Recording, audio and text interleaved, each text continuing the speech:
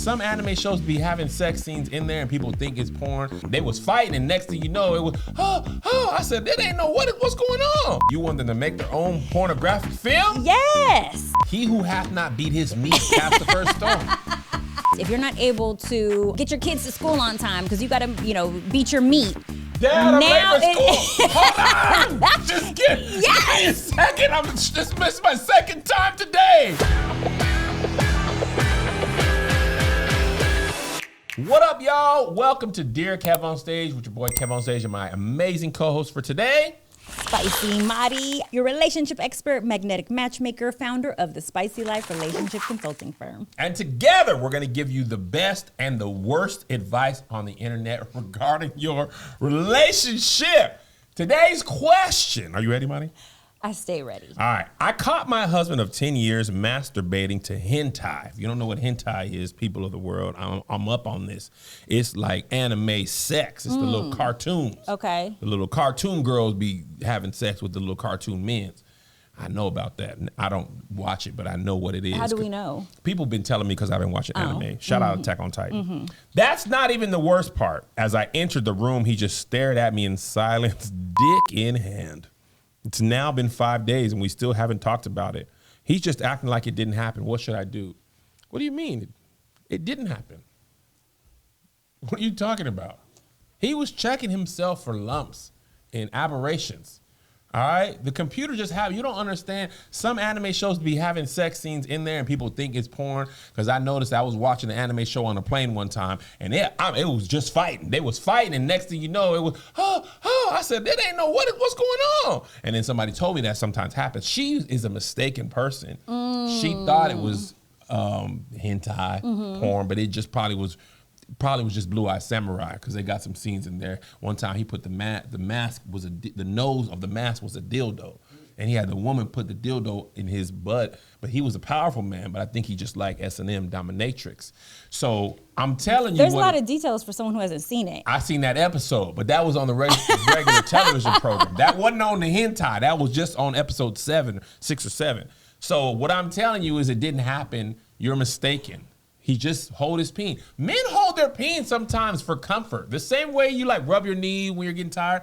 I hold my meat all the time, especially when my hands are cold. You put your hands on your meat, it always generates a lot of heat. So you're just mistaken. Okay, I'm first off not hearing a problem with him masturbating, okay? It's actually very healthy. To touch yourself, you learn how to pleasure yourself, then you can teach your partner how to pleasure you. So yes, he may have a hentai fetish. We don't know that yet. Why don't you check it out, see if you like it, and now you guys can watch it together. But at least now you know what he likes, what you guys are into. You guys can have this as a hobby, an extracurricular activity in your relationship. Watching hentai is extracurricular? I'm just saying. We got pottery, we like to go hiking, and also hentai watching If you are together. passionate about it, I'm saying go all in to please your partner, okay? Why don't you guys make your own porn together? Now you studied it a little bit, you watched the cartoon, you learned some moves. Now you record your guys' selves. Next time you walk in, boo, he's gonna be holding himself jacking off to you. That was a lot. That was spicy, Molly. That was about 4 or 5 I'm stars. giving the best advice to the worst We got to advice. take it down to a star and a half.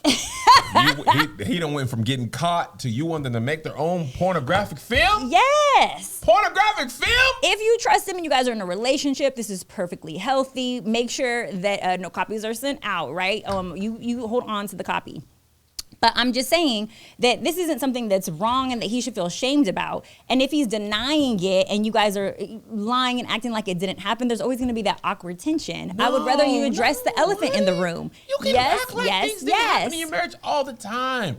See, this is the problem with relationship experts. They always want you to talk about stuff and fix stuff. You know what real relationship people do? Sweep it under the rug. Move on. Get her some wings. Turn on the game. It's so much easier and more successful in long-term relationships. That's crazy. Did that happen? No.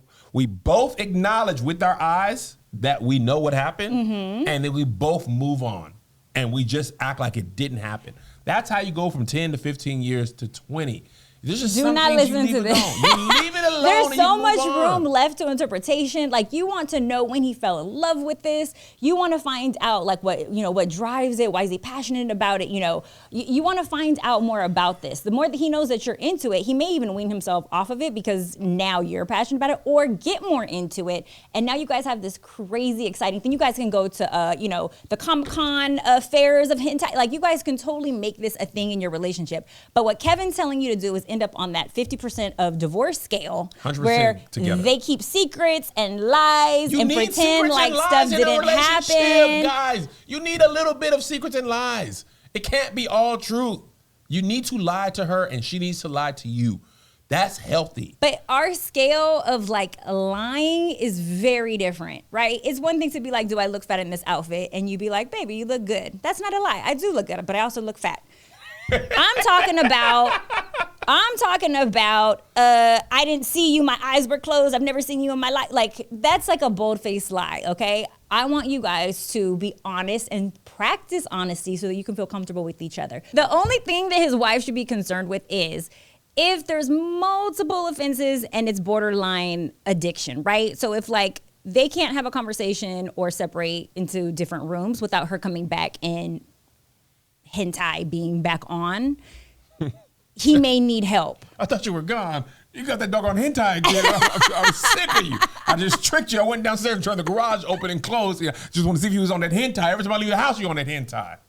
Right? If she's like having to check like, all their streaming services, if she's going through phones and like now she has to be worried that he's not handling business or taking care of responsibilities, if that becomes his crack, that's when she might need to be a little bit concerned. But if this is just something he likes, she should just join in on the fun. She should not join in on the fun.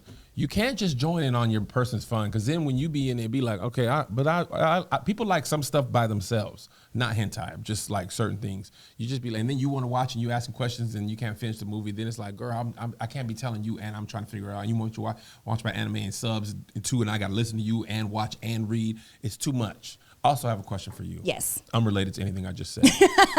A lot of Christian people cannot do porn. They can't even think about it. What do you say to them? Because a lot of sex therapists and relationship coaches be like, porn is good, porn is healthy, and masturbation is good, masturbation is healthy. What do you say to people who are Christian who say masturbation is a sin and porn is a sin? What do you say to them? Okay, so thou who has not sinned, throw the first stone. That's not how they said it, but I respect you. Is it kind of like that? The who has not sinned? He who has not sinned, throw the first stone. Okay? Cast. I don't even know if you can say this good because you don't even know. Like, that's a really popular word. And I'm a Christian. Don't tell my mom. My mom's the chaplain of the church. She would be so embarrassed of me right now. Okay, but you know what I mean by that, okay? I got you. That was a new Mari version. That was the spicy version. First and foremost, okay, yes, I am part of the community that does not believe that it is a sin. I think that anything in excess, though, becomes an addiction and takes over. So for my Christians out there who are like, oh, masturbation is a sin, well, actually, you are not spreading STDs when you're touching yourself. You are learning how to pleasure yourself. There's growth involved in learning your likes and dislikes. Definitely growth involved, especially if you're a man. Yeah, this is true. You're becoming more explorative. You are not cheating, right? And you still haven't, and you could even masturbate and still be a virgin. Like, this is a win-win for the Christian community. So I don't understand the problem over here. We are able to do this without hurting anyone. Nobody else is involved in the process. So I think that it's perfectly fine. Unfortunately, I think for some of my, fellow Christians, we can tend to be somewhat judgmental and take things a little bit too literally. And so I think there needs to be room for modern day love, modern day sex, and growth in our community. He who hath not beat his meat cast the first stone. That is probably how I sounded. So let me ask you this, okay, because you were saying that if it's an addiction is a problem, or if it's too much is a problem. Is there a number that makes it too much, beating of thine own meat or flicking of thine own bean, or is it like personal, like a personal, not, you know what I'm saying? Yeah. Like each person addiction for not addiction. So when I say like in excess, right, I'm saying when it's something that starts to become the priority over your other responsibilities. So if that means 3 times a day, that might not be that much to you, but if you're not able to handle business, if you're not able to show up to work on time, if you're not able to do your household chores, handling business. That's 3 times a day you handle by business, I mean standing on business, okay? You ain't standing on business. You are laying on the bed or on the couch, not standing on business. So if it's something where it becomes the priority and you're not able to do that to-do list, if you're not able to, get your kids to school on time because you got to, beat your meat. Dad, I'm late for school. Hold on. Just give me a second. I'm just missed my second time today. Please. But I'll get you there. You can be tardy. It's fine. I'll tell him it was my fault. Stop calling me. I'm standing on business right now.